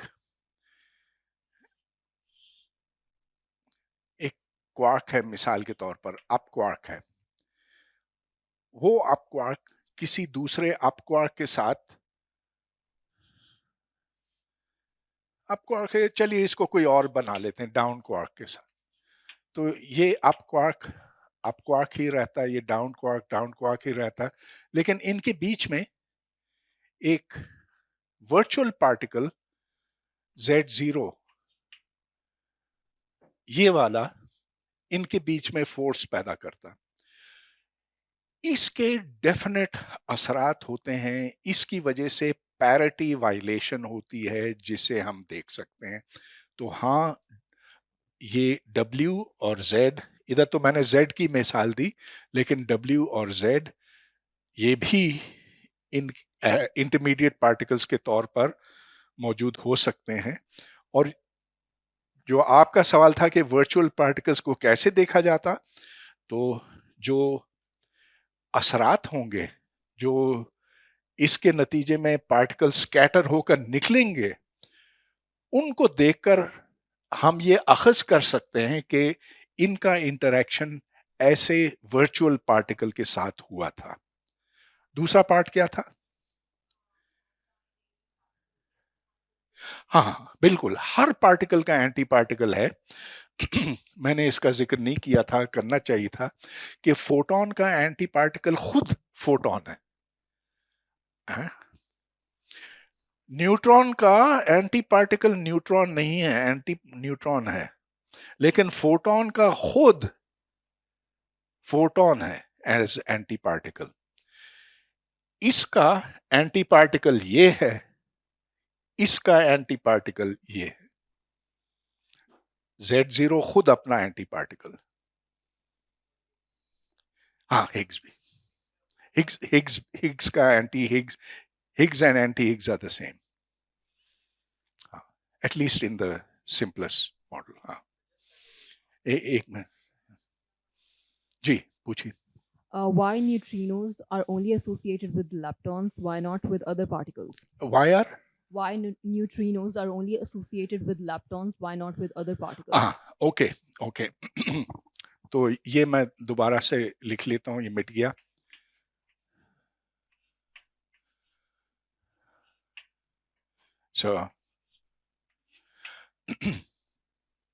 ये देखा गया कि जब इलेक्ट्रॉन निकलता है किसी रिएक्शन में, तो इसी से मुंसलिक इलेक्ट्रॉन न्यूट्रिनो निकलता है।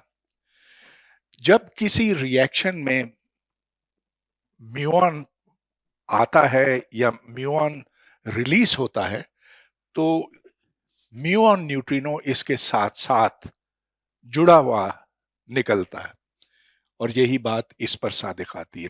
तो ये समझ लीजिए कि हमारी ऑब्जर्वेशन है, और ये ऑब्जर्वेशन 40 साल पर मुहित है कि इलेक्ट्रॉन के साथ उसका न्यूट्रिनो जुड़ा हुआ रहता है, म्यूऑन के साथ उसका, टाउन के साथ उसका टाउन न्यूट्रिनो। तो इसीलिए हम ये कहते हैं कि एक ही खानदान के हैं। जी। क्या मास को मुकम्मल तौर पर डिफाइन कर सकते हैं? हाँ, तो मुकम्मल तौर पर डिफाइन आप देखें ना, मैंने ये शुरू ही में कहा था कि दो मुख्तलिफ चीजें हैं। एक तो ये कि मास को हम इनर्शियल मास मान सकते हैं, एक मास इनर्शियल मास है, और ये इनर्शियल मास है जो एक्सेलरेशन को रेजिस्ट करता है, जो इनर्शिया का सबब है। अच्छा, तो this is one definition of mass. दूसरा डेफिनेशन ग्रेविटी से मुतालिक है। अब ये भारी शय और हल्की शय एक वक्त पे क्यों गिरते हैं, इनकी एक्सेलरेशन बराबर क्यों है? सोना और पीतल अगर बराबर मास के हों तो इन पर बराबर फोर्स क्यों अमल करती है? अगर इनके बराबर इनर्शियल मैसेज हों तो इनके बराबर ग्रेविटेशनल मैसेज क्यों हैं?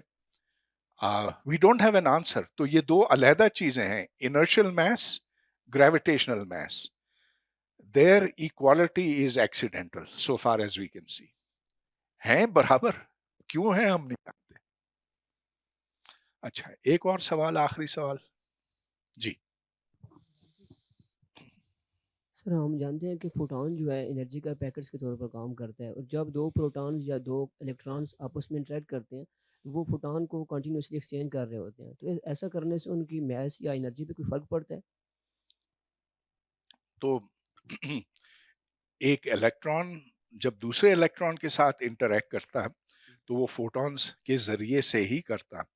बल्कि आप ये भी कह सकते हैं कि एक इलेक्ट्रॉन अपने आप से भी इंटरेक्ट करता है फोटॉन्स के जरिए से। वो यूं कि जैसा कि फर्ज कीजिए कि मैं इलेक्ट्रॉन हूं, मेरे हाथ में फोटॉन है और मैंने ऊपर फेंका और फिर उसको पकड़ा, तो अब मैं इलेक्ट्रॉन हूं, इस फोटोन के साथ मैं इंटरैक्ट करता हुआ जा रहा हूं, तो इसको सेल्फ इंटरैक्शन कहते हैं। All charges will interact with photons. क्या आपके सवाल का सर, मेरा क्वेश्चन ये था कि ऐसा करने से इलेक्ट्रॉन की मास या एनर्जी पे कोई फ़र्क पड़ता है? क्योंकि हम जानते हैं कि फोटॉन एनर्जी पैकेट्स हैं, तो ऐसे करने से इलेक्ट्रॉन की एनर्जी या मास पे कोई फ़र्क पड़ेगा? हर जितने भी पार्टिकल्स हैं वो असल में एनर्जी के पैकेट्स होते हैं, सिर्फ फोटोन नहीं, इलेक्ट्रॉन भी। इलेक्ट्रॉन क्या वेव है, पार्टिकल है? ड्यूअल नेचर है। ड्यूअल है। फोटोन क्या है? Dual nature. हर पार्टिकल ड्यूअल है। तो ये तो क्वांटम मैकेनिक्स की क्वांटम मैकेनिक्स आपको ये बताता है कि ये दोनों रूप मौजूद हैं, कभी ये पार्टिकल है, कभी ये लहर है, और इनमें कोई तजाद नहीं है। ये डिपेंड करता है कि आप किस एक्सपेरिमेंट में इनको इस्तेमाल करते हैं। उस एक्सपेरिमेंट का नतीजा क्वांटम मैकेनिक्स आपको बताएगा और 100% दुरुस्त बताएगा। ओके, ठीक।